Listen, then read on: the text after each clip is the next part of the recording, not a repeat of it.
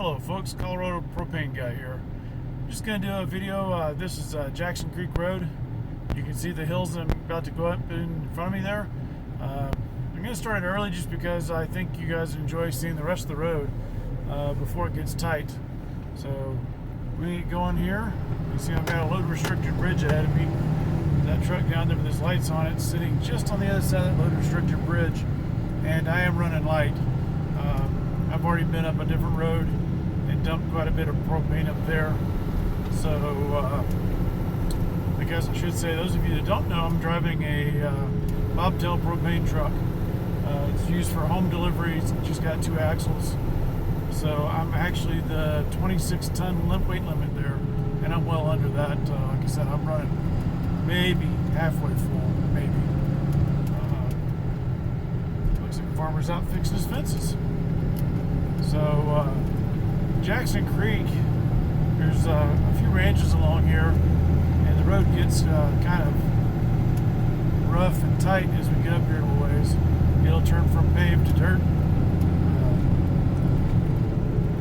Really the only reason I started the video now is just to give me both hands on the wheel while I get up here, so I don't have to pull over once it gets more narrow and turn the recording on and put it in the cradle. So I am driving with the phone in my cradle. My GPS is running on a different phone, so you may hear it pipe up in a little bit and start talking to me.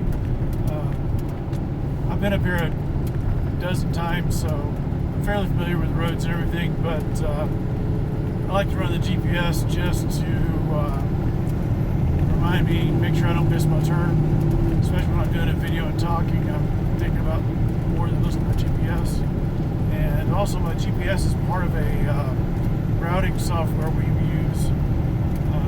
It's called Route for Me.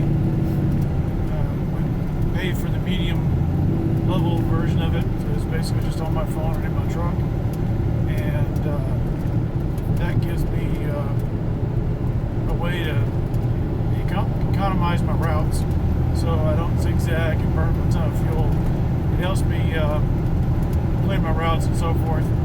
I essentially just plug all my customers in and pick an area I go to and start there, and then let it route me through that area. I don't follow it 100% of the time, and of course every routing software has its downfalls, where it sometimes will show me a route that doesn't exist and things like that, or especially up here in the mountains where the roads don't go through, although there may be a road on one side of the mountain called the same thing as the other side of the mountain, but there's a mountain in the middle. So sometimes the GPS just doesn't work. So, especially up here, some of the addresses are way off. I mean, I literally have addresses 6 miles from where they actually are located. So a little map knowledge is also helpful, even using this software I'm driving, because things fail. Map reading is very important. I'm telling my kids how to map read. I keep a map in the truck just in case. And here we go from pavement to, this is dirt. It's darker, but it is dirt. It's got some coating on it that the county puts on it to help it stay, to help the dust stay out. Notice on the far right where the coating's not, it's pretty sandy, and when that's dry, of course, it blows in the wind, it gets really dusty. You see big dust hills behind the vehicles. So the county just puts this coating on here. I have no idea what it is at this point, but it's something there to control the dust. It kind of makes it look paved, it kind of feel crappy paved, but it's dirt.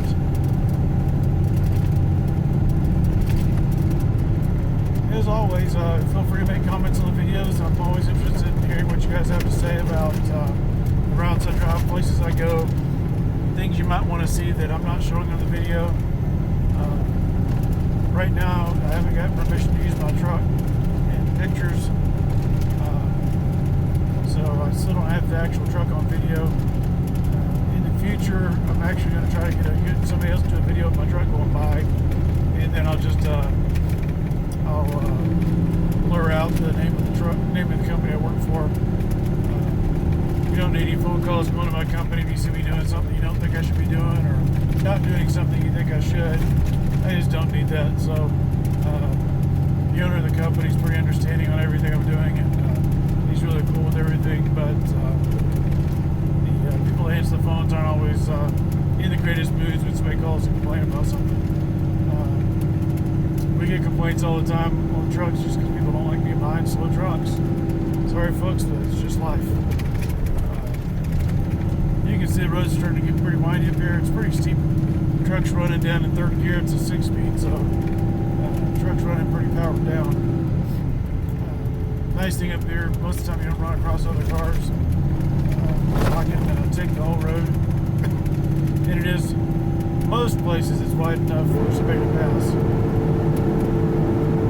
Like I said, this is Jackson Creek Road going up. I don't go all the way to the mountains. I'm really just in the foothills, but it does get pretty steep. The neighborhood I'm going into has the road I made a previous video on called the Creek. The road, I call it the Creek. It's actually Columbine Drive. I've got 2 customers down there on service. It's Thursday, and we're getting snow Friday night. So I'm running up here to give these guys gas so they don't run out. And plenty of time for the thaw to happen before I come back up here. So I probably won't be chained up. Last couple stores I was at today, I did run my auto chains up there, the automatic chains. Reason being is there's packed snow, which works about as bad as ice, and just need a little bit of extra traction, but I didn't need to completely chain up. So the auto chains give me about an inch or 2 of chain under the tires, and just enough in rougher areas to, in slicker areas to get up there. Sorry, my GPS went off. I looked down to see what it was telling me. It distracted me a little bit there. Here's my turn. Turn left. So this is Sprucewood Drive I'm turning on. Sometimes it gets a little icy. Doesn't look bad today. And I'll turn off of Sprucewood onto Columbine. And Columbine, when I make that next turn, the hard turn, that's where I call the creek. Because the street itself literally looks like you're driving down a creek. All the roads up here are dirt. Some of the homes up here are so old. They were back in the 50s and so forth, where people would actually just bring mobile homes up here and then build off of them. Some people a little bit later, 60s, 70s, built actual homes up here. I'm not sure how old the houses are I'm going to. I think they're a little bit newer than that, but they might not be.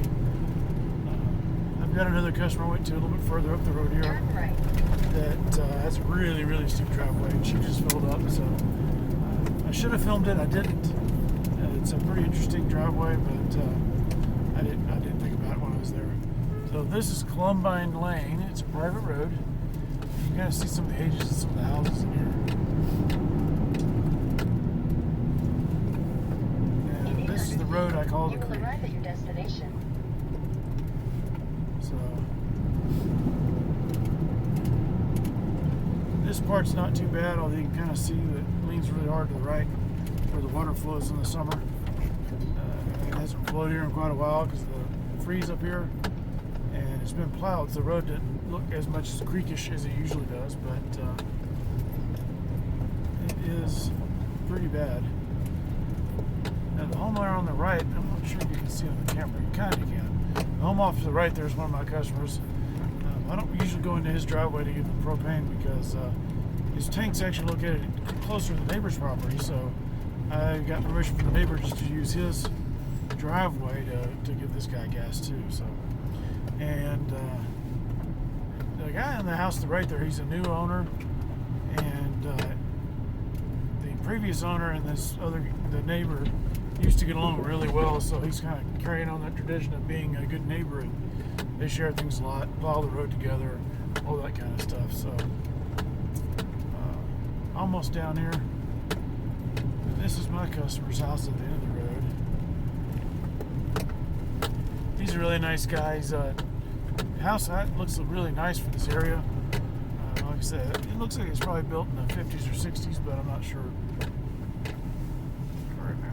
That's probably where we call the video. I'm going to pull up here a little bit, pump gas to this neighbor first, and then come back and give gas to my customer here.